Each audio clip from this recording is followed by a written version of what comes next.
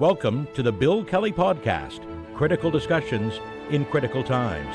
Here's your host, Bill Kelly.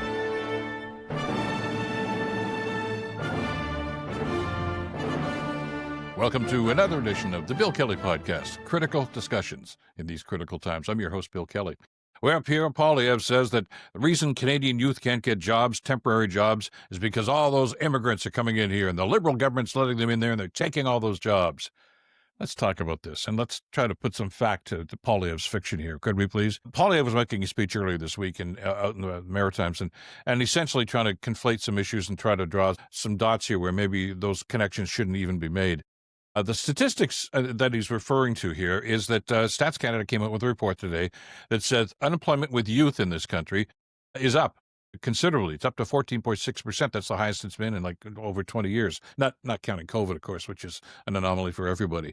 And he tries to tie that and say it's because the Liberal government's letting too many people into this country as temporary foreign workers, and they're taking all those jobs. Well, let's look at some numbers here, which is something, by the way, that I wish more journalists would do, is actually study the story and try to get some facts instead of simply printing what somebody like Poilievre says. I mean, Poilievre is not trying to educate Canadians about what's going on. He's looking for headlines. That's what politicians do, and especially politicians like him. They deal in half-truths and fabrications sometimes.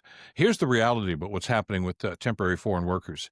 He says that one of the reasons for this is that the government is even exceeding their own projected targets for foreign workers and letting them into this country. Well, that's not really true. And let me crunch some of the numbers. Now, I don't want to go too deep into the woods here because I know that when you start talking about statistics and the counter statistics, it can get a little mind-boggling.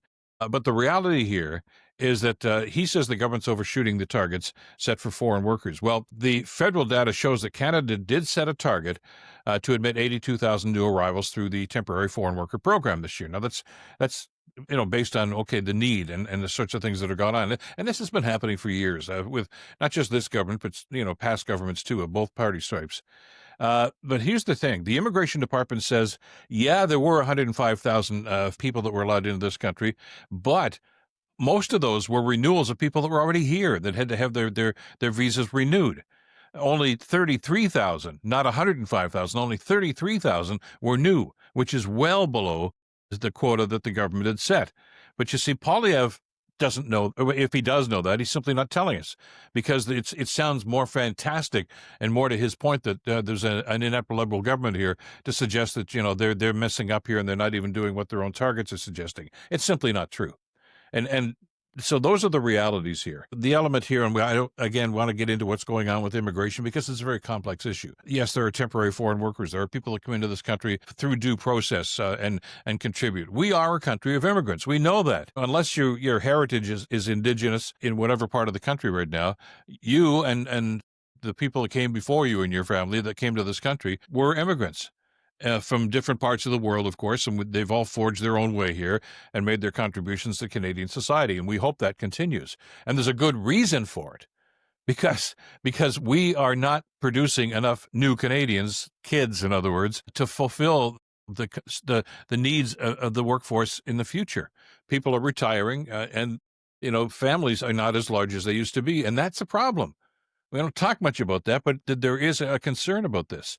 There was a day when, families in this country would have 3, 4, 5, 6 kids or more in some situations. And those kids would grow up and in some way, shape, or form, they'd be contributing to the Canadian economy and the Canadian fabric. Well, some families are only having 1 or 2 kids. Some are having no kids at all. And the reality is the projection is that we're not going to have enough new people as they grow up to fulfill the jobs and the openings that are going to be there, which is why we need more immigration. Now, that's a reality. As to how that's going to be handled and the process for that, well, that's up to each individual government. And the Carney government, who's only been in place, let's face it, for about 6 months or 7 months, are trying to develop new policies to try to address this. And it's a balancing act. You can't simply shut the door and say, okay, we're not going to allow more people in there, because who's going to do the work that needs to be done right now? And it also raises an age-old question that we've talked about on the program, and even going back to my radio days, is the chicken and egg situation here. Are people who come into this country taking jobs from Canadians and Canadian youth, or are they doing the jobs that need to be done that Canadians or Canadian youth in this particular case don't want and don't apply to?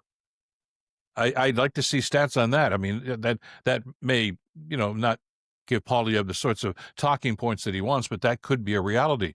Because I've talked to employers over the years who simply said, look, we can't get enough people to fill our jobs. So some people just don't want to do certain jobs. The temporary foreign workers will come in there and they'll do those. The other reality that Poilievre doesn't want to touch on here is something that we have to face, and we've talked about this in the podcast over the last couple of months, is we are in economic uncertain times these days. And as a result, a lot of those jobs that might have been available last year or the year before aren't going to be there. In other words, employers aren't offering as many opportunities for part-time work for students right now because they're concerned about what's happening with tariffs and depending on which particular sector they're in the economy. So, where they may have had 4 or 5 part-time jobs before, maybe they have 1 or 2 or maybe none this year. And that's a reality. And that's not the result of immigration. That's simply because of some of the other economic issues, the tariff issue that we talked about with Trump, and some of the issues that are facing Canadian businesses, both large and small these days. That's factored into this as well. But it's something that I think we need to be cognizant of. And the reason we're even talking about this, it goes back to what I've talked about, and maybe a pet peeve that I've had for the longest time, was why do journalists give this guy a platform? Poilievre is talking through his hat here again and using, little bits of information to try to substantiate his point of view. And he's also playing, by the way, to a very, very dangerous part of our society and our population these days that simply don't like immigrants. They don't like people who don't have the same skin color, the same religious beliefs, and goes on and on and on. Some of the people that were in the trucking convoy in Ottawa a couple of years ago, and we see them and hear them all the time. And that's part of the base that Poilievre seems to want to try to appeal to.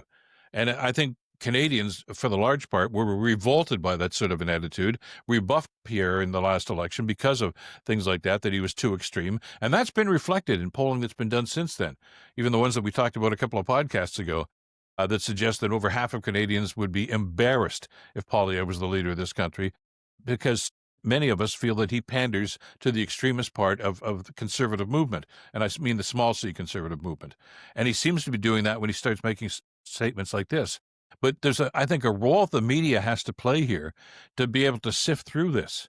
The fact that Pierre Poilievre is the leader of the opposition and he makes these statements, does that validate them? No, it doesn't.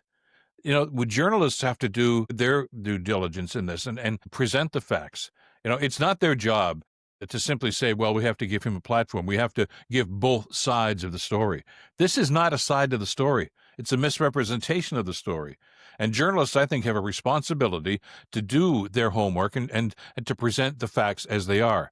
It's not good enough for them to simply say, well, we've got to fill 15 minutes of this talk show, so we're going to give Poilievre a platform and talk about this, or we got to fill space here, so I guess we'll just regurgitate everything he says. That's lazy journalism. And lazy journalism can be dangerous because what it does is it feeds into stereotypes, negative stereotypes and dangerous stereotypes, precarious times. And I know that, that we've talked about how the journalism industry is under attack these days for a whole lot of reasons. And I know the numbers have dwindled. Radio stations and TV stations have closed. Newspapers have shut down. And places that used to have 10 reporters that could do background information might only have 1 or 2 now. I get that. I know those challenges. I've lived that for years and years. But that doesn't mean you be lazy. That doesn't mean that, okay, I'll just knock it off and just reprint whatever this guy says and present that as fact. It's not the way things are. And we deserve better in this country, from a journalistic standpoint, to have people that will actually do the analysis on this. We talked about the BS meter, when people are starting to make political speeches. And it's important that we do that and simply don't turn our backs and say, well, that's what he said. That's the end of it. Call them out if you know that something that they're saying or trying to purport as fact is not really fact. The part of the problem here is that if journalists don't do their job, and if they get lazy about stuff like this, that precipitates the rise of people like Trump and the MAGA movement, because they simply say, well, we saw it and he said it, and nobody challenged him on it, so I guess it's true. We can't let that happen in this country. We're better than that, and we have to prove it sometimes to ourselves, but that should be the norm, that we don't put up with the crap, and we only want the facts, and we want people that present the facts and people that are going to do that analysis to make sure that that's what's being presented to us as Canadians. Let's try to do that. All right. We have high standards in this country. We're proud of what we are. Let's maintain those high standards so we can continue moving forward and being the proud Canadians and talk about the truth and the realities here, whether it's immigration, whether it's economic policy or whatever. And journalists have a role to play here, a very important role to play. And they have to maintain those high standards too. That's it for this edition of the podcast. Thanks as always for being with us. You can get us wherever you get your podcasts, of course. And when you're watching on YouTube, don't forget to hit that notification bell and make sure that we pass the word on here, too. By the way, check the podcast descriptions for extra material that we'll put in here, too, to give you some background and context about what's happening here. And don't forget to hit the subscribe button. I know we've talked about this over the last couple of weeks, and thank you to everybody who has done that. We're proud of the work that we do here. We're proud of the number of people that have joined us here in the podcast over the last number of months, and that's great. But for us to continue this work and to continue to grow during these very difficult and precarious times in this country, we need your support to do that too. Thanks to Madeline Kelly for the great work putting this one together. Until next time, I'm Bill Kelly. Stay in touch and stay informed. Bill Kelly Podcast brought to you by Wizen's Law, personal injury lawyers. Listen, you didn't choose to get injured, but you can choose the right lawyer. Wizen's Law, 905-522-1102 or wizenslaw.com.